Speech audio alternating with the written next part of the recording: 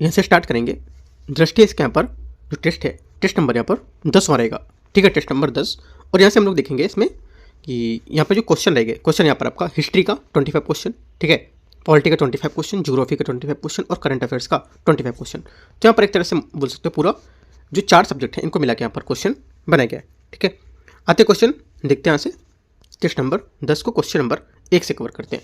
और मैंने कल आपका यूकेटी जो अपना चैनल है उसका भी टेस्ट यहाँ पर डाला था, जो अंतर्राष्ट्रीय संगठन है उसको लेकर के काफ़ी इंपॉर्टेंट क्वेश्चन है, पार्ट 2 मैंने वहाँ पर अपलोड किया है, वो भी आप चेक कर सकते हो और देख सकते हो। क्वेश्चन काफ़ी अच्छे क्वेश्चन है वहाँ पर।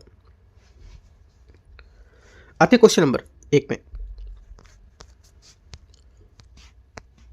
क्वेश्चन 1 है, महात्मा गांधी ने घोषणा की प्रत्येक सच्चा कांग्रेसी पुरुष या महिला इस दृढ़ संकल्प के साथ संघर्ष में शामिल होगा कि वह देश को गुलामी और दासता की स्थिति में देखने के लिए जीवित नहीं रहेगा।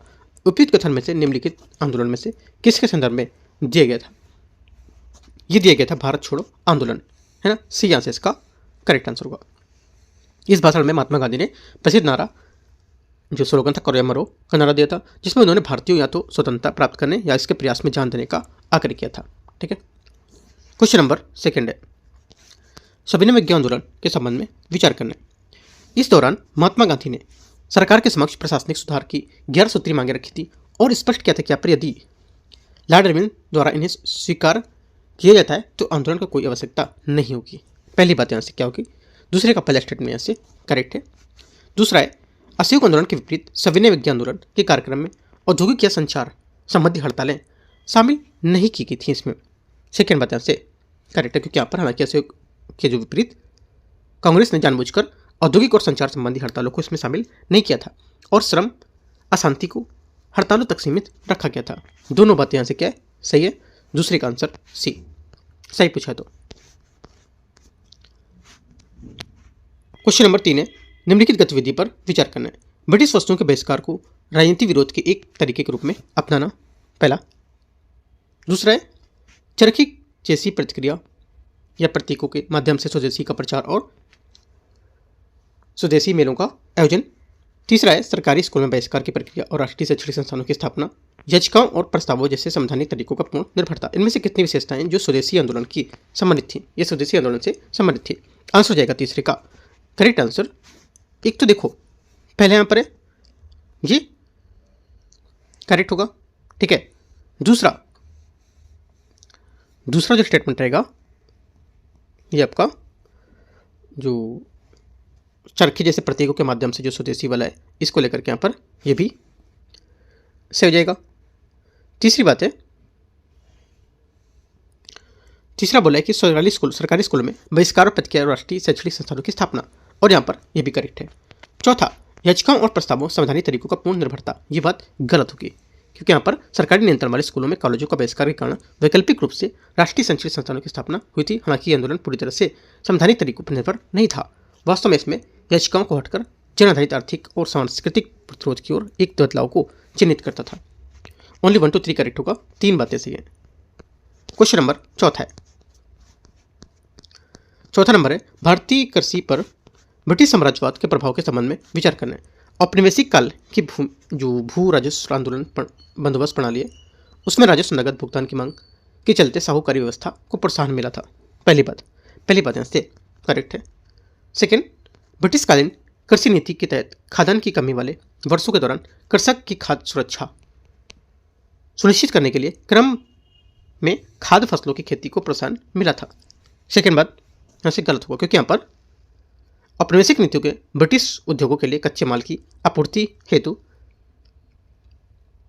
कृषि के व्यवसायीकरण को भी यहाँ पर बात किया था। किसानों को प्राय अनाज के स्थान पर नील और कपास की नकदी फसलें उगाने के लिए मजबूर किया जाता, यहाँ तक कि अकाल के समय में भी। इसलिए ब्रिटिशकालीन नीति में खाद्य सुरक्षा और प्राथमिकता नहीं दी गई थी। ओनली 1 यहाँ से करेक्ट होगा। आंसर 4 का ए करेक्ट है। 5वां नंबर है, ब्रिटिश शासनकाल के दौरान प्रमुख कृषि और जनजातीय आंदोलन के बारे में विचार करना है। संथाल विद्रोह, पूर्वी क्षेत्र भारत, ठीक है। पहला क्या होगा? पहले यहाँ से करेक्ट है और साहूकार व्यापारी थे, सही बात है। दूसरा, नील विद्रोह, ये भी यहाँ से करेक्ट होगा कि बंगाल और यूरोपियन बागान मालिक मुख्य लक्ष्य था इनका। पाबना आंदोलन, बंगाल। तीसरी बात यहाँ से गलत है क्योंकि यहाँ पर इसके विपरीत यहाँ पर बंगाल में पापना आंदोलन का मुख्य लक्ष्य जमींदारों द्वारा कब्जे के अधिकार को कमजोर करने के प्रयास थे, न कि औपनिवेशिक सरकार को झारखंड के उद्देश्य था। तो ये बात गलत होगा। बिरसा मुंडा कर्नाटक जमींदार, ठीक है, ये भी यहाँ से गलत होगा। आंसर क्या होगा? 1 2 करेक्ट है, तो 2 बातें इसकी सही है। क्वेश्चन नंबर 6, वर्ष 1854 1854 के वोट डिस्पैच के संबंध में विचार करना है। इसके तहत 5 ब्रिटिश प्रांतों में से प्रत्येक में एक लोक शिक्षा विभाग का गठन का प्रस्ताव रखा गया था। पहली बात यहाँ से करेक्ट है। सेकेंड बात है,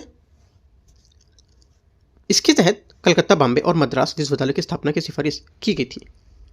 सेकेंड बात भी करेक्ट होगी। तीसरा, इसके तहत विद्यालयों में स्थानीय भाषाओं को प्रोत्साहन का विरोध किया गया था। ये बात गलत है, क्योंकि यहाँ पर इसमें प्राथमिक, माध्यमिक और उच्च विद्यालयों को मिलाकर श्रेणीबद्ध शिक्षा की एक संरक्षित प्रणाली वकालत की गई थी। इसके अतिरिक्त यहाँ पर इसमें शिक्षक प्रशिक्षण संस्थानों की स्थापना और स्थानीय भाषा के विद्यालयों को बढ़ावा देने के लिए शैक्षणिक संस्थान को वित्तीय सहायता प्रदान करने के लिए अनुदान प्रणाली शुरू करने पर जोर दिया गया था। ओनली 1 और 2 करेक्ट है। यहाँ से आंसर क्या होगा? ए यहाँ से करेक्ट आंसर है। क्वेश्चन नंबर 7वां,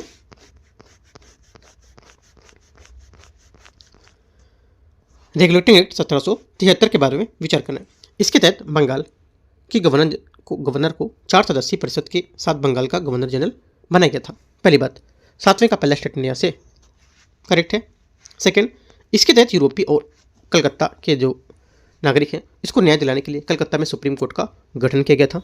सेकंड बात भी यहाँ से इसकी करेक्ट जाएगी। दोनों बातें क्या है यहाँ से 1773 को जो रेगुलेटिंग एक्ट है उसके बारे में एकदम करेक्ट है। ठीक है, आंसर क्या होगा? आंसर यहाँ से इसका 7 का सी करेक्ट है। क्वेश्चन 8, ईश्वरचंद्र विद्यासागर के संबंध में विचार करना है। उन्होंने बांग्ला भाषा की प्रारंभिक पुस्तक लिखने के साथ साथ बांग्ला में एक विशिष्ट आधुनिक गद्य शैली विकसित करने का प्रमुख भूमिका निभाई थी। पहली बात। 8वें का पहला स्टेटमेंट यहाँ से क्या होगा? करेक्ट है। सेकंड बोल रहे हैं उन्होंने संस्कृत विश्वविद्यालय में पाश्चात्य दर्शन के अध्ययन की शुरुआत की और इसमें गैर ब्राह्मण विद्यार्थियों को भी अवसर दिए थे। सेकंड बात क्या होगी? सेकंड बात यहाँ से यह भी करेक्ट है। दोनों बातें सही है। आंसर 8वें का सी यहाँ से करेक्ट है। क्वेश्चन नंबर 9, वाणिवास के युद्ध के संबंध में विचार करना है। वर्ष 1760 में हुआ ये युद्ध तृतीय कर्नाटक युद्ध से संबंधित निर्णायक युद्ध था। पहली बात। 9वें का पहला स्टेटमेंट यहाँ से करेक्ट है क्योंकि वाणिवास के युद्ध 22 जनवरी 1760 को फ्रांसीसी और यहाँ पर ब्रिटिश के बीच हुआ था और ये तृतीय कर्नाटक युद्ध का निर्णायक युद्ध सिद्ध हुआ था।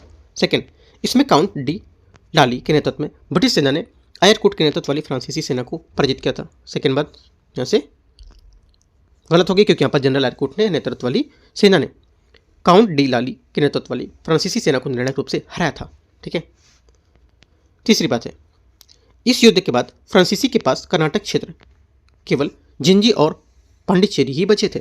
तीसरी बात से करेक्ट है क्योंकि यहाँ पर पराजय के बाद अंग्रेजों ने कर्नाटक में स्थित अधिकांश फ्रांसीसी क्षेत्रों पर अधिकार कर लिया था, जिससे यहाँ पर फ्रांसीसियों के पास केवल जिंजी और पांडिचेरी ही शेष रहे थे। वह 1761 में पांडिचेरी की घेराबंदी और उनके पतन ने भारत की फ्रांसीसी राजनीतिक सैन्य शक्ति के अंत को चिन्हित किया था। 1 और 3 यहाँ से सही है। आंसर 9 का 1 करेक्ट है। क्वेश्चन नंबर 10 है,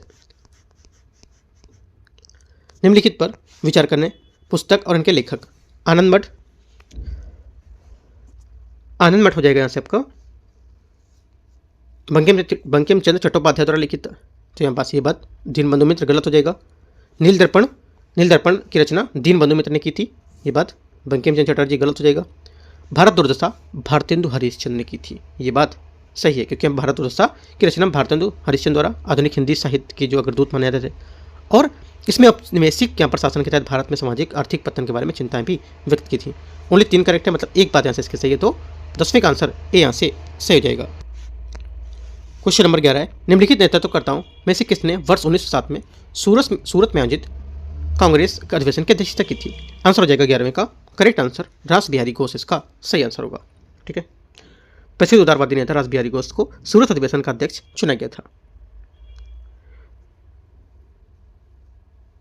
और भारतीय राष्ट्रीय कांग्रेस का वर्ष 1907 में सूरत अधिवेशन 1907 की जो ऐतिहासिक रूप से महत्वपूर्ण बताता है इसको, क्योंकि इसमें कांग्रेस के भीतर उदारवादियों और उग्रवादियों के बीच औपचारिक विभाजन हुए थे। क्वेश्चन 12 है, कैबिनेट मिशन के प्रस्ताव के संबंध में विचार करना है। इसमें भारत के लिए एक संघीय ढांचे की परिकल्पना की गई थी। पहली बात, 12वें का पहला स्टेटमेंट यहाँ से क्या होगा, ये करेक्ट है। दूसरा, इसमें भारतीय न्यायपालिका की शक्तियों के विस्तार का प्रस्ताव रखा गया था। सेकेंड बात यहाँ से गलत है, क्योंकि यहाँ पर कैबिनेट मिशन ने न्यायिक सुधारों की या भारतीय न्यायालयों की जो शक्ति उसके विस्तार के कोई यहाँ पर प्रस्ताव नहीं दिया था।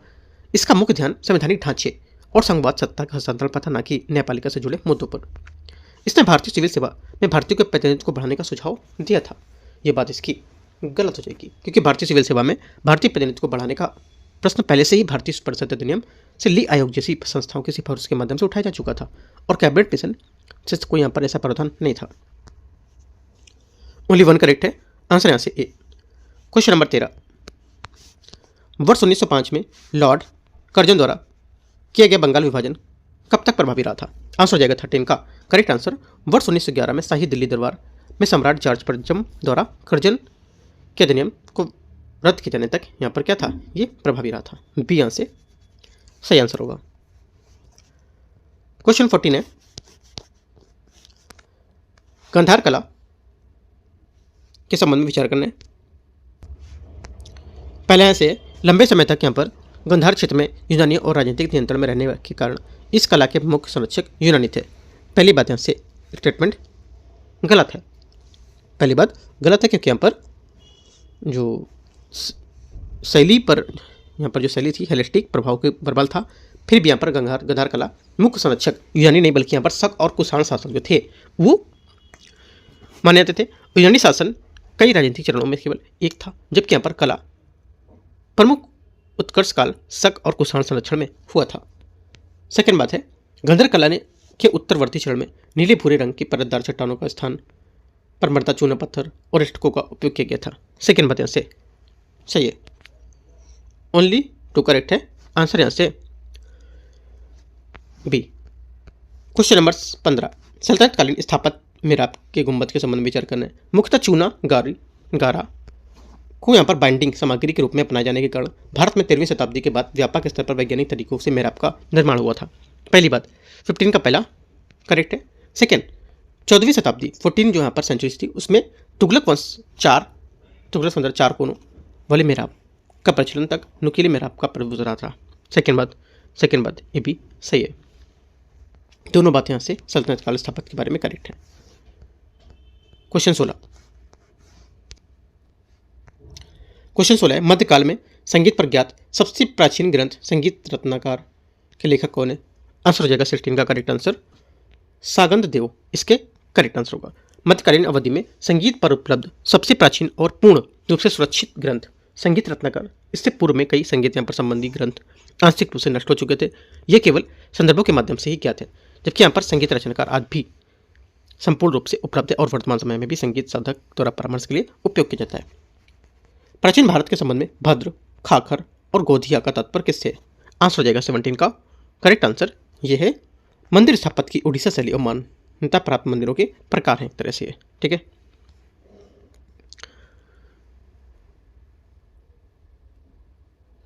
यहाँ पर जो उड़ीसा में कलिंग परंपरा के स्थान के अनुसार स्थानीय पांडुलिपि में से मंदिर को 4 प्रमुख प्रकारों में वर्गीकृत किया गया था। रेखा, ठीक है, भद्र, खाखर और गोदिया याद रखना है। क्वेश्चन नंबर 19, निम्नलिखित कृतियों पर विचार करना। मतला उल अनवार, शिरीन खुसरो, लैला मजनू, आईने सिकंदरी, हस्त बिहिस्त, ये पूछ रहा है आगे और देखते हैं कि यहाँ पर उपयुक्त में से कितनी कृतियाँ अमीर खुसरो द्वारा संकलित की गई थी। आंसर हो जाएगा 10 का करेक्ट आंसर, ये सभी 5 अमीर खुसरो द्वारा संकलित हैं, ठीक है, इंपॉर्टेंट है। क्वेश्चन नंबर 19 है, भक्ति आंदोलन के संबंध में विचार करना है। अनेक भक्ति परंपराओं के तहत शिव, कृष्ण और देवी जैसे विभिन्न देवी देवताओं को एक ही परम सत्ता के विविध रूप यहाँ पर माना गया इनको। पहली बात 19 का यहाँ से करेक्ट है। सेकंड, भक्ति संतों ने व्यक्तिगत भक्ति की तुलना में यज्ञ, तीर्थ यात्रा और मूर्ति पूजा जैसी वैधार्मिक प्रथाओं को भी बल दिया था। सेकेंड बात यहाँ से गलत, क्योंकि भक्ति संतों ने यज्ञ, तीर्थ यात्रा, अनुष्ठानिक उपवास, पवित्र नदी स्नान अथवा मूर्ति पूजा जैसी जो बाह्य धार्मिक प्रथा थी उसको कम जोर दिया था। इसके स्थान पर उन्होंने ईश्वर के प्रति प्रेम, हृदय की शुद्धता और सत्य, ईमानदारी, करुणा, दान जैसे नैतिक गुण पर बल दिया था। तो आंसर 1 सिर्फ करेक्ट है 19 में, तो ए यहाँ से आंसर हो जाएगा। क्वेश्चन नंबर 20 नंबर है, शेरशाह सूरी की प्रशासनिक व्यवस्था में सिकदार, कानूनगो, फौतेदार और कारकुन जैसे अधिकारी शामिल थे। ये अधिकारी मुख्यतः किस प्रकार के प्रशासन से संबंधित थे? आंसर हो जाएगा 20 का करेक्ट आंसर सरकार और परगना से। ये सभी जो अधिकारी थे सरकार और परगना स्तर पर काम करते थे। 21 है, दिल्ली सल्तनत के दौरान मदद ए मास प्रकार के भूमि अनुदान मुख्य रूप से निम्नलिखित में से किस समूह को दिए गए थे? आंसर हो जाएगा 21 का करेक्ट आंसर यहाँ से सी, धार्मिक नेतृत्वकर्ता। ठीक है, क्या थे? धार्मिक नेतृत्वकर्ता हैं, इसका सही आंसर होगा। क्वेश्चन 22 है, प्रयाग प्रशस्ति में वर्णित समुद्रगुप्त के सैन्य अभियानों के संबंध में विचार करना है। दक्षिणापथ अभियान के दौरान पराजित शासकों को गुप्त साम्राज्य में मिलाया गया था। पहली बात यहाँ से गलत है। क्यों? क्योंकि यहाँ पर प्रयाग प्रशस्ति के अनुसार समुद्रगुप्त ने दक्षिणापथ के राज्यों को अपने साम्राज्य में नहीं मिलाया था। इसके बजाय उन्होंने ग्रहण मोक्षानुग्रह की नीति का पालन किया और पराजित राजाओं को बंदी बनाना और फिर उदारतापूर्ण मुक्त करना, जिससे वे उनकी सर्वोच्च सत्ता को स्वीकार करें। पहली बात गलत है। सेकेंड बात, समुद्रगुप्त ने आर्यवर्त और दक्षिणापथ की विजय के बाद उनके लिए अलग अलग नीतियां अपनाई थी। सेकेंड बात ऐसे करेक्ट है। तीसरा, आठवीं राज्यों को पूर्णतः नष्ट कर प्रत्यक्ष रूप से गुप्त प्रशासन के दिन ला दिया था। तीसरी बात से गलत होगा, क्योंकि यहाँ पर आठवीं राज्यों को नष्ट का विलय नहीं किया गया था। प्रयाग प्रशस्ति में परिचारिकीकृत और सर्वाटिक विकराज कहा गया था, जिसका अर्थ है कि समुद्रगुप्त ने उन्हें प्रत्यक्ष प्रशासित प्रांत नहीं बल्कि यहाँ पर संरक्षित राज्य बनाया। तो ओनली 1 गलत है और 3 गलत है, 2 यहाँ से सही हो जाएगा। ठीक है, तो आंसर हो जाएगा 22 का जो आंसर करेक्ट है। 22 की एक बात यहाँ से सही है 2 नंबर की। ठीक है, ए 23 है, जैन दर्शन के अनुसार विश्व का सृजन, पालन या संहार किसी देवता द्वारा नहीं होता है, बल्कि जो है केवल है ये सार्वभौमिक नियम के अनुसार संचालित होता है। ए यहाँ से इसका आंसर होगा। क्वेश्चन नंबर 24, विश्व निम्नलिखित में से कौन सा एक हड़प्पा स्थल नहीं है? इनमें से कौन सा एक हड़प्पा स्थल नहीं है? आंसर हो जाएगा मास्की।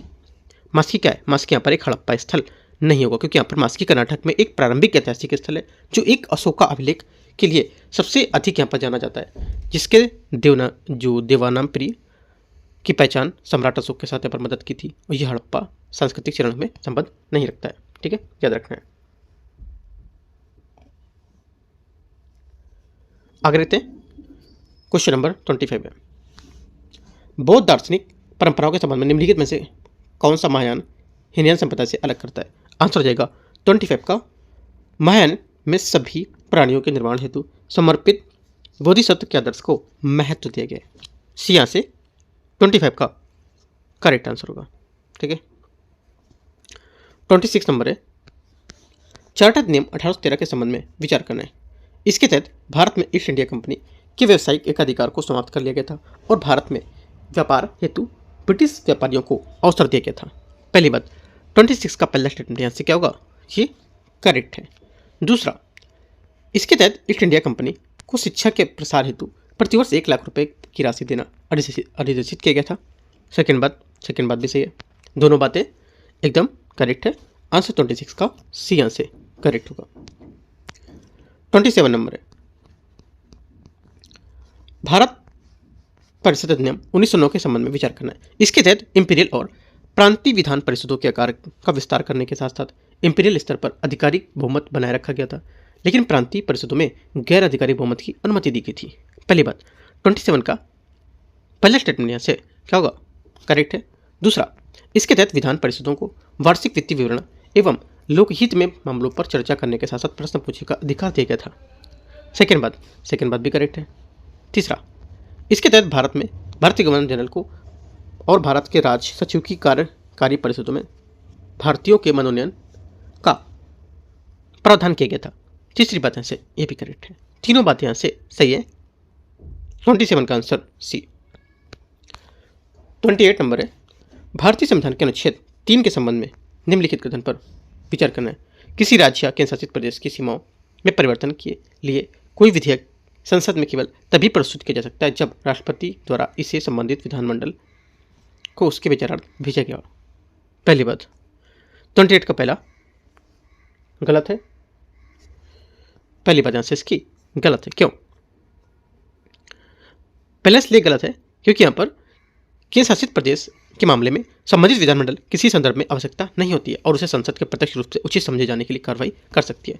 सेकेंड बात है, संसद द्वारा राज्य विधानमंडल की सिफारिश से बात होती है और उन्हें स्वीकार करना होता है बशर्ते कि ऐसी सिफारिशें निर्दिष्ट सीमा के अंदर प्राप्त हो। सेकेंड बात यहाँ से ये गलत है क्योंकि यहाँ पर राष्ट्रपति या संसद राज्य विधानमंडल द्वारा व्यक्त किए गए विचारों से बात नहीं है और उन्हें स्वीकार कर सकती है, भले ही इससे विचार निर्धारित समय के भीतर प्राप्त हो या ना। दोनों बातें गलत है। आंसर 28 का डी। 29 गैर सरकारी विधेयक के संबंध में विचार करना है। राज्यसभा का गैर सरकारी सदस्य संसद के किसी सत्र के दौरान अधिकतम 3 विधेयक प्रस्तुत कर सकता है। 29 का पहला स्टेटमेंट क्या होगा? पहली बात यहाँ से करेक्ट है। दूसरा, गैर सरकारी विधेयक प्रस्तुत करने के लिए अनुमति प्राप्त करने हेतु प्रस्ताव लाने के क्रम में कम से कम 1 माह की नोटिस आवश्यकता होती है। सेकेंड बात भी करेक्ट है क्योंकि यहाँ पर जो गैर सरकारी विधेयक है प्रस्तुत करने के लिए अनुमति प्राप्त करने हेतु प्रस्ताव जो होता है लाने के लिए 1 माह का नोटिस अवधि की आवश्यकता होती है। हालांकि सभापति अल्पावधि नोटिस की अनुमति दे सकते हैं। ठीक है, दोनों बातें यहाँ से क्या है 29 की करेक्ट है। क्वेश्चन नंबर 30 है 30। भारत में मूल अधिकारों के संबंध में विचार करना है। सभी मूल अधिकार राज्य की मनमानी कार्रवाइयों की प्रतिक्रिया में उपलब्ध है लेकिन केवल कुछ ही निजी व्यक्तियों के खिलाफ परिवर्तनीय है। पहली बात 30 का पहला स्टेटमेंट क्या होगा? 30 का पहली बात यहाँ से करेक्ट है। दूसरा है, सभी मूल अधिकार स्वरूप नकारात्मक हैं क्योंकि यहाँ पर इनसे राज्य के अधिकारों की सीमाएं जो होती हैं वो आरोपित होती हैं। सेकेंड बात क्या होगी? सेकेंड बात यहाँ से इसकी ये गलत है क्योंकि यहाँ पर कुछ मूल अधिकार स्वभाव से नकारात्मक है जो राज्य के अधिकार तक सीमित करते हैं और जबकि यहाँ पर अन्य सकारात्मक होते हैं जो विशेष अधिकार प्रदान करेंगे। तो सेकेंड बात यहाँ से इसकी गलत हो जाएगी। ओनली 1 करेक्ट है इसका। तो आंसर क्या है? सही पूछा है तो ए यहाँ से सही आंसर है। क्वेश्चन नंबर 31 यहाँ से देखते हैं। 31 यहाँ से इसमें बोले भारतीय संविधान के अनुच्छेद 33 के संबंध में विचार करना है। संसद को सशस्त्र बलों अर्धसैनिक बलों और पुलिस बलों तथा खुफिया एजेंसियों के सदस्य यहाँ पर को लेकर के मूल अधिकारों को प्रतिबंधित करने या समाप्त करने का अधिकार प्राप्त होता है। पहली बात 33 का पहला स्टेटमेंट यहाँ से करेक्ट है। सेकेंड, अनुच्छेद 33 के तहत संसद द्वारा पारित किसी भी विधि को मूल अधिकारों के उल्लंघन के आधार पर चुनौती नहीं दी जा सकती है। सेकेंड बात क्या होगी? सेकेंड बात यहाँ से करेक्ट है। दोनों से ये आंसर सी। 32 वेतन से संबंधित निम्नलिखित कथन पर उदाहरणों पर विचार करना है। न्यूनतम वेतन, जीवन निर्वाह वेतन, उचित वेतन। 3 है, देखते हैं इसको। पहला, इसमें बोले कितने उदाहरण है भारतीय संविधान के अनुच्छेद 43 में स्पष्ट रूप से उल्लेख किया गया है। आंसर हो जाएगा 32 का करेक्ट आंसर हो जाएगा आपका यहाँ से जो केवल जीवन निर्वाह जो है इसको वेतन का ही अनुच्छेद 43 में स्पष्ट उल्लेख किया गया है। किसको? जीवन निर्वाह को। जीवन निर्वाह वेतन है इसको अनुच्छेद 43 के जो स्पष्ट रूप से यहाँ पर वर्णन किया गया है। ठीक है, उचित वेतन ये जो न्यूनतम वेतन या जीवन निर्वाह वेतन के बीच यहाँ पर होना इसका। ठीक है, तो जो आंसर हो जाएगा इसका 43 के जो आर्टिकल है उसके हिसाब से सेकंड बात मतलब एक ही स्टेटमेंट इसका करेक्ट है। ए नंबर न्यूनतम वेतन और उचित वेतन इसमें नहीं है। 33 है,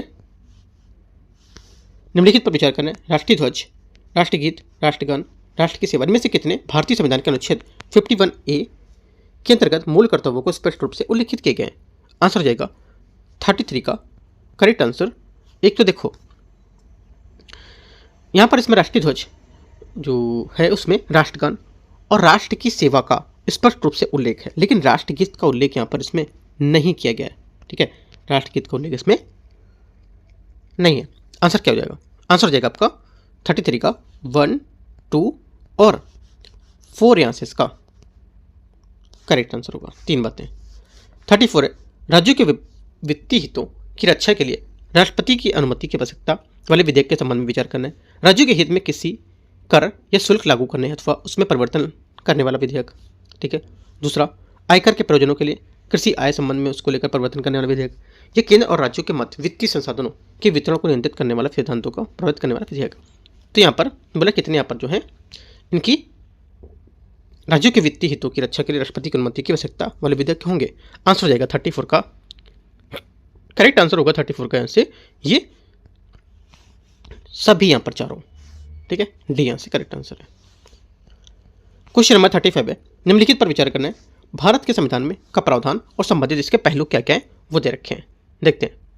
पहली बात, प्राकृतिक पर्यावरण की रक्षा और उसका संवर्धन, जिसमें यहाँ पर वनशील नदियाँ और वन्यजीव शामिल होते हैं। ये राज्य की नीति निषेध तत्व में होते हैं। पहली बात क्या होगी।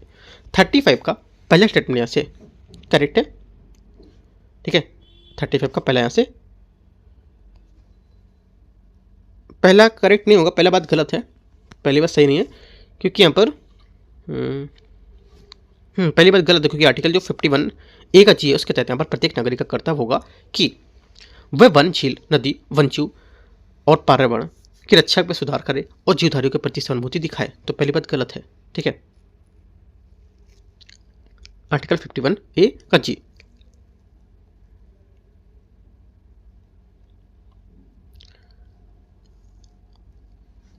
दूसरा, पर्यावरण संरक्षण और संवर्धन, वनों और वन्यजीव की रक्षा करना मूल कर्तव्य होगा। सेकेंड बात यहाँ से यह भी गलत है, क्योंकि आर्टिकल 48 में बताया गया था ये मूल कर्तव्य में नहीं। ठीक है,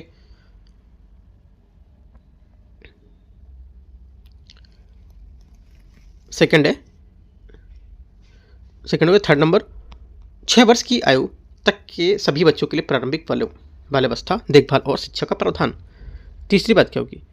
तीसरी बात यहाँ से ये भी गलत है, क्योंकि यहाँ पर आर्टिकल 45 जो है इसमें यहाँ पर ये सब बताई गई थी बात। मूल अधिकार यहाँ पर 45 में नहीं होगा, तो गलत हो जाएगा। तीनों बातें यहाँ से गलत है, कोई सही नहीं है। ठीक है, आंसर 35 का क्या होगा। पूछा है कौन सा सही है, तो डी, कोई सही नहीं है। आगे क्वेश्चन 36 नंबर, निम्नलिखित पर विचार करने। कोई भी व्यक्ति उच्च न्यायालय के न्यायाधीश के रूप में नियुक्त होने के लिए अर्ह हो। ठीक है, क्वालिफिकेशन हो, उच्च न्यायालय में सेवारत न्यायाधीश हो और उच्च न्यायालय का सेवानिवृत्त न्यायाधीश हो।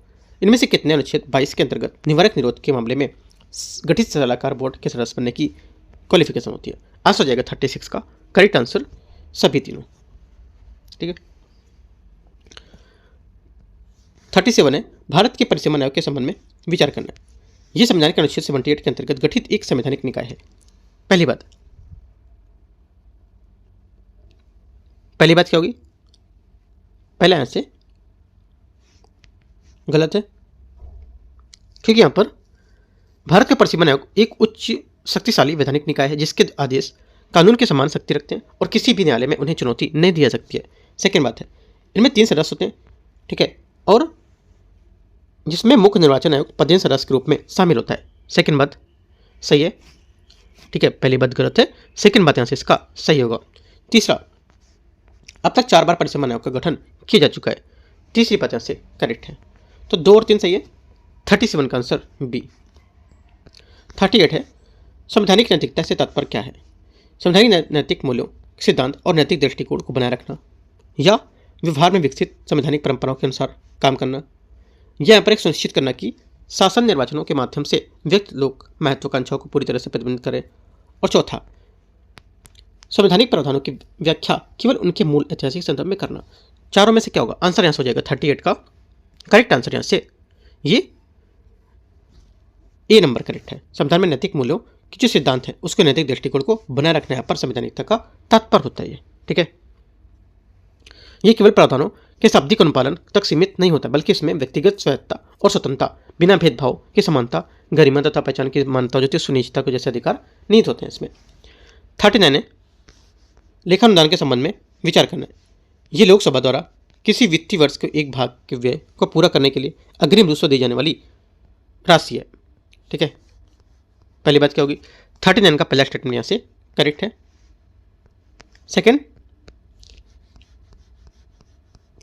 सेकंड है, इससे केवल 2 माह की अवधि के लिए कुल अनुमानित व्यय के 6वें हिस्से के बराबर मासिक राशि प्रदान की जा सकती है। यह प्रदान किया जा सकता है। सेकेंड बात यहाँ से गलत होगा, क्योंकि यहाँ पर बजट पर समान चर्चा के समाप्त होने के पश्चात ही लेखा अनुदान पारित किया जाता है। ठीक है, गलत होगा। तीसरा, इसे बजट पर समान चर्चा होने से पहले पारित किया सकता है। गलत, मैंने बताया आपको कि यहाँ पर इसके बाद पारित होगा। ठीक है, और यहाँ पर ये चुनाव वर्ष में जब लोकसभा भंग होती है तो यहाँ पर नया सदन गठित किया जाता है, तो लेखा अनुदान 3 से 5 माह की अवधि के लिए मंजूरी दी जा सकती है इसकी। ठीक है, सेकंड बात यहाँ से गलत थी, इस वजह से आंसर क्या होगा? आंसर हो जाएगा दूसरा और तीसरा गलत है, पहली बात इसकी सही थी, एक बात सही है। 40 नंबर है, संसद की संयुक्त बैठक के संबंध में विचार करना है। इसकी अध्यक्षता के साथ साथ आहूत करने का उत्तरदायित्व लोकसभा का अध्यक्ष का होता है।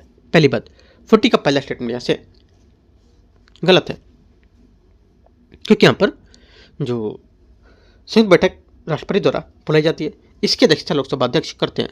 अध्यक्ष की अनुपस्थिति में उपाध्यक्ष अध्यक्षता करते हैं। यदि दोनों अनुपस्थित होते हैं तो राज्यसभा का उपसभापति अध्यक्षता करता है। यदि इनमें से कोई भी पीठासीन अधिकारी उपस्थित न हो तो संयुक्त बैठक उपस्थित सदस्यों द्वारा कोई चयनित या अन्य कार्रवाई के लिए अध्यक्षता करेगा। सेकंड बात है, संयुक्त बैठक का प्रावधान साधारण विधेयकों और वित्तीय विधेयकों पर लागू होता है। सेकंड बात यहाँ से सही है, ओनली 2 करेक्ट है, बी 40 का आंसर है। 41 है, आर्टिकल 356 के तहत राष्ट्रपति शासन की घोषणा के संबंध में विचार करना है। राष्ट्रपति शासन की घोषणा को यदि संसद के दोनों सदनों में द्वारा जारी होने की तिथि से 1 माह के अंदर तक अनुमोदित नहीं किया जाता है तो वह प्रभावहीन हो जाती है। पहली बात, 41 का पहली बात यहाँ से गलत है। दूसरा, संसद द्वारा अनुमोदित होने के बाद राष्ट्रपति शासन एक बार में 6 माह के लिए लागू रहता है और इसे अधिकतम 5 वर्षों की अवधि तक बढ़ाया जा सकता है। सेकंड बात गलत है, क्योंकि यहाँ पर दोनों सदनों को अनुमोदित होने के बाद राष्ट्रपति शासन 6 माह तक लागू रहता है और संसदीय अनुमोदन तक इसे प्रत्येक 6 माह में अधिकतम 3 वर्ष की अवधि तक बढ़ाया जा सकता है। तीसरा, राष्ट्रपति शासन की घोषणा या उसके जारी रहने को मंजूरी देने वाला प्रत्येक प्रस्ताव संसद की विशेष बहुमत से पारित होना आवश्यक होगा। तीसरी बात यहाँ से गलत है, क्योंकि यहाँ पर राष्ट्रपति शासन की घोषणा अथवा उसके जारी रहने को मंजूरी वाले प्रत्येक प्रस्ताव संसद के प्रत्येक सदन को साधारण बहुमत से पारित किया जाना आवश्यक होगा, न कि विशेष बहुमत से। तीनों बातें यहाँ से गलत है। 41 का आंसर क्या होगा? डी करेक्ट है, कोई सही नहीं है। 42 नंबर क्वेश्चन है, लोकसभा उपाध्यक्ष के संबंध में विचार करना है। लोकसभा द्वारा अपनी पहली बैठक के तुरंत बाद अपने सदस्यों को उपाध्यक्ष का चुनाव किया जाता है। पहली बात स्टेटमेंट यहाँ से इसका क्या होगा? ये करेक्ट है। संविधान के आर्टिकल जो 93 है उसके अनुसार लोकसभा यथाशीघ्र अपने 2 सदस्यों को अध्यक्ष और उपाध्यक्ष चुनेगी जब यहाँ पर अपने कोई यहाँ पर पद रिक्त हो जाए तो, और उस सदन के पद के लिए किसी भी अन्य सदस्य का चुनाव करेगी। पहली बात सही है। सेकेंड बात है, उपाध्यक्ष द्वारा संसद की गैर सरकारी विधेयक समिति तथा सदन की बजट समिति जैसी समितियों की अध्यक्षता की जाती है। सेकेंड बात करेक्ट है, क्योंकि उपाध्यक्ष यहाँ पर कुछ संसदीय समितियों की अध्यक्षता करते हैं जिनमें किसी सदस्यों के विधेयकों की समिति पर संसद की बजट समिति में शामिल होती है। तीसरा, लोकसभा अध्यक्ष और उपाध्यक्ष द्वारा निर्वाचित तिथि निर्धारित की जाती है। तीसरी बात यहाँ से करेक्ट हो जाएगी, क्योंकि यहाँ पर लोकसभा अध्यक्ष यहाँ पर अध्यक्ष की तरह ही उपाध्यक्ष का चुनाव लोकसभा द्वारा अपने सदस्यों से किया जाता है। उपाध्यक्ष का चुनाव अध्यक्ष के चुनाव के बाद और चुनाव की तिथि अध्यक्ष द्वारा निर्धारित की जाती है जब भी उपाध्यक्ष का पद रिक्त होता है और लोकसभा उस रिक्ति जो होती है उसको भरने के लिए किसी अन्य सदस्य का चुनाव करती है। तीनों बातें सही है। आंसर 42 का डी।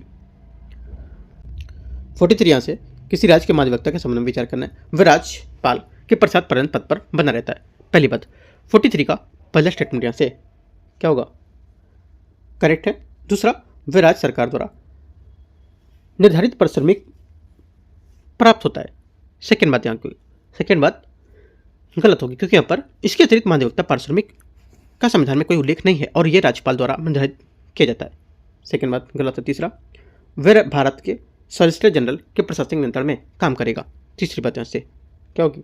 गलत है, क्योंकि महाधिवक्ता राज्य का सर्वोच्च विधि अधिकारी होता है और उसकी नियुक्ति राज्यपाल द्वारा की जाती है और भारत के महान्यायाधीश प्रशासनिक नियंत्रण में काम करता है। ठीक है, काम नहीं करता है, तो बात गलत हो जाएगा।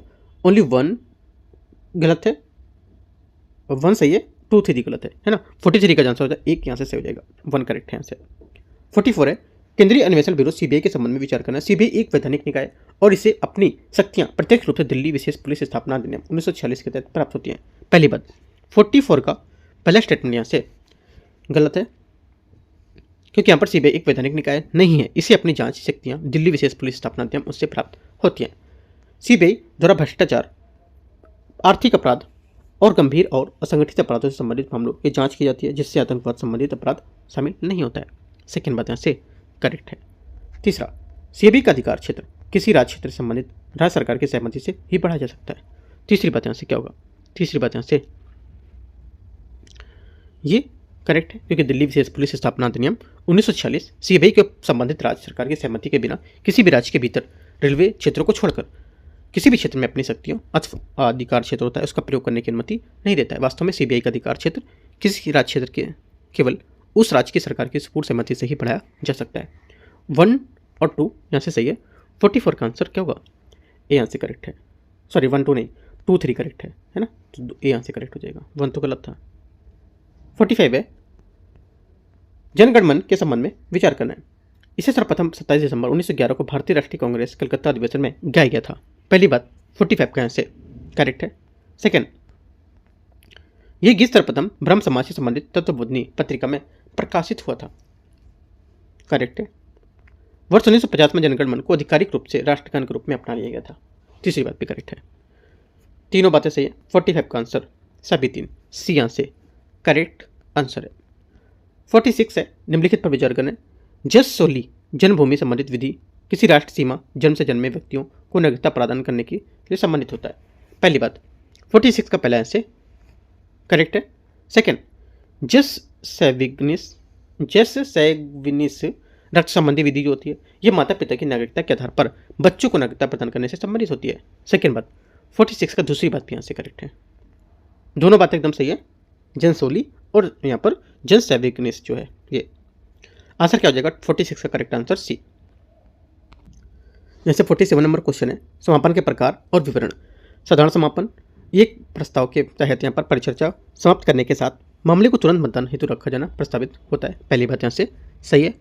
सेकंड बात बोले कंगारू समापन एक प्रक्रिया जिसके तहत यहाँ पर एक विधेयक केवल चुने हुए खंडों पर चर्चा मतदान किया जाता है, जबकि यहाँ पर शेष खंडों के बिना किसी चर्चा के माना जाता है। सेकंड बात भी करेक्ट है। तीसरा बोले, तीसरा कहाँ है, हाँ तीसरा नीचे दे रखा होगा। तीसरा यहाँ पर है गिलोटिन समापन जो होता है ये क्या होता है। देखो गिलोटिन समापन ये रूप तब लागू होता है जब चर्चा के लिए आवंटित समय समाप्त हो जाता है। ऐसी स्थिति में समय की कमी के कारण ये विधेयक प्रस्ताव चर्चित और गैर चर्चित दोनों खंडों में के माध्यम से मतदान के लिए रखा जाता है। ठीक है, तो यहाँ पर बात जो पूछ रहा है ये बात गलत हो जाएगी। तो तीसरा जो होगा यहाँ से जो मैंने बताया वो आपको नोट करना है। 1 और 2 इसका करेक्ट है आंसर। 47 का हो जाएगा आपका, पूछा क्या सही पूछा है तो यहाँ से हो जाएगा, तीसरा तो गलत हो गया। ठीक है, 1 और 2 करेक्ट है तो दो बातें सही है। 48 भारतीय संविधान विशेष अनुमति द्वारा अपील के संबंध में विचार करना है। पहला, इसे देश के किसी भी न्यायालय या अधिकरण द्वारा किसी विषय में दिए गए निर्णय के विरुद्ध सर्वोच्च न्यायालय द्वारा प्रदान किया जा सकता है, सिवाय सैन्य अधिकरण कोर्ट मार्शल के। पहली बात यहाँ से स्टेटमेंट इसका करेक्ट है। सेकंड,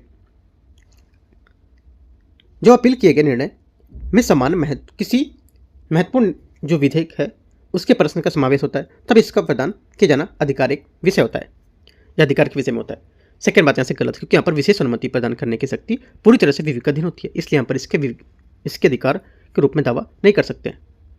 1 करेक्ट है, सिर्फ यहाँ से 48 का ए बात सही है। एक बात 49 राज्य विधानसभा के संगठन विघटन के संबंध में विचार करना है। विधानसभा में लंबित विधेयक विपगत हो जाता है, चाहे वह विधानसभा में प्रस्तुत किया गया हो या विधान परिषद में उसे प्रेषित किया गया हो। पहली बात 49 का पहला स्टेटमेंट यहाँ से क्या होगा, 49 का पहला स्टेटमेंट यहाँ से करेक्ट है। दूसरा है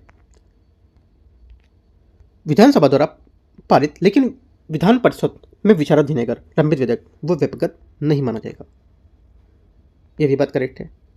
विधान परिषद में लंबित लेकिन यहाँ पर विधानसभा द्वारा पारित न है और विपगत नहीं माना जाएगा, ये बात सही है। एक सदनी राज्य में विधानसभा द्वारा द्विसदनी राज्य में दोनों सदनों द्वारा पारित किया गया लेकिन राज्यपाल या राष्ट्रपति के समक्ष विचाराधीन या विधेयक विपगत नहीं होता है, चौथी बात भी करेक्ट है। तो सभी बातें यहाँ से इसकी करेक्ट है, आप नोट कर सकते हो, लिख सकते हो कि राज्य विधानसभा के विघटन पर विपगत होने के कुछ संदर्भ हैं। 1 2 3 4 ऐसे लिखोगे तो आपको याद हो जाएंगी चीज़ें। ठीक है, क्वेश्चन नंबर 50 है, 50 नंबर। निम्नलिखित पर विचार करना है। बीमा, लोक स्वास्थ्य स्वच्छता, खानों तेल और श्रम में सुरक्षा विनियमन, गैस और संयंत्र, सट्टेबाजी जुआ और यहाँ पर कृषि आयकर कर। इनमें से कितने विषय जो भारतीय संविधान की 7वीं सूची के तहत यहाँ पर अंतर्गत शामिल होते हैं? आंसर हो जाएगा 50 का। केवल इसमें 4 शामिल होंगे। कौन कौन से? देखो, इसमें आपका जो शामिल होगा जी, जो पूछा है कि इसमें 7वीं सूची राज्य सूची में, देखो यहाँ पर राज्य सूची के अंतर्गत यहाँ पर बीमा जो है ये प्रविष्टि 47 के अंतर्गत आता है, इसलिए यहाँ पर राज्य सूची में बीमा तो नहीं होगा, है ना। बीमा किधर है? पहला वाला, पहला तो गलत हो जाएगा, राइट। और लोक स्वास्थ्य ये आपका राज्य सूची में प्रविष्टि 6 में है, ठीक है। और यहाँ पर ये 20 में हो जाएगा। और आपका सट्टेबाजी जुआ ये भी राज्य सूची में आएगा। कृषि आय पर पूरी तरह से राज्य सूची में विशिष्ट होगा, ठीक है। और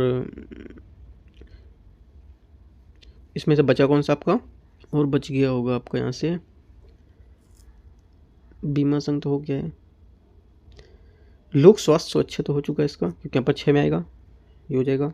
खानों में इसको लेकर तेल बजट से को लेकर संघ सूची। अच्छा, यहाँ पर जो है ये खानों और तेल को लेकर श्रम सुरक्षा विनियमन जो होगा ये यहाँ पर संघ सूची की प्रविष्टि 55 में आएगा, ठीक है, न कि यहाँ पर राज्य सूची में। तो यहाँ से 4 बातें सिर्फ करेक्ट है, 1 और 3 इसमें नहीं होगा। 51 है, अरावली पर्वतमाला के संबंध में विचार करना है। ये प्री कैम्ब्रियन अपशिष्ट पर्वत श्रृंखला है जो दक्षिण पश्चिम से उत्तर पूर्व की दिशा में और गुजरात की ओर दिल्ली तक लगभग 800 किलोमीटर में विस्तारित होता है। पहली बात। 51 का पहला स्टेटमेंट कैसे क्या होगा? करेक्ट है।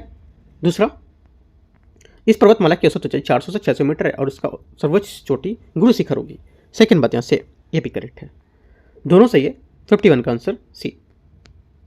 52 है, फॉग या कोहरे के प्रकार के संबंध में विचार करना है। रेडिएशन फॉग विकिरण कोहरा सर्दियों के साफ रातों हल्की पवनों के दौरान सतह में ठंडा होने के कारण विकसित होता है और यह मुख्य रूप से भूमि की सतह पर स्तर तक सीमित रहता है। पहली बात। 52 का पहला यहाँ से करेक्ट है। सेकंड, एडवेक्शन फॉग अभिवहन कोहरा सतह के गर्म होने के कारण आर्द्रता युक्त वायु के ऊपर उठने से निर्मित होने के कारण मुख्य रूप से दिन के समय विकसित होता है। सेकंड बात यहाँ से गलत होगी, क्योंकि यहाँ पर रेडिएशन फॉग के समान होता है, लेकिन इसकी स्थिति में संघनन सतह के तापमान गिरने के कारण नहीं होता, बल्कि ये एक गर्म आर्द्र वायु ठंडी होकर सतह में क्षैतिज जो गति होती है, ठीक है, उसके कारण होता है। और इसलिए यहाँ पर एडवेक्शन फॉग को रेडिएशन फॉग की सतह से ऊपर क्षैतिज गति के आधार पर अलग पहचाना जाता है। यह आमतौर पर तब बनता है जब गर्म आर्द्र समुद्री या महासागरीय वायु ठंडी स्थलीय सतह के ऊपर प्रवाहित होती है, खासकर उन रातों जब भूमि की सतह रेडिएशन के कारण यहाँ पर ठंडी हो जाती है। ओनली 1 करेक्ट आंसर यहाँ से 1 से होगा। तो इस टाइप से यहाँ पर 52 क्वेश्चन हम लोग ने कर लिए। 53 क्वेश्चन करेंगे पार्ट नंबर 2 में, ठीक है। पार्ट 2 मतलब यहाँ पर जो इसके आगे स्टार्ट करेंगे 53 से वो पार्ट 2 होगा, राइट। 53 से 100 क्वेश्चन तक कवर करेंगे। और आज दोपहर में भी देखेंगे हम लोग विजन आईएएस का test number 20।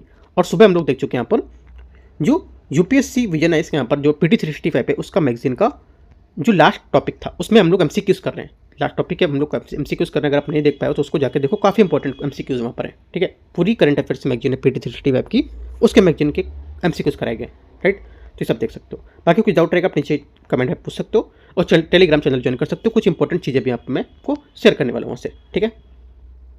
All the best, thank you.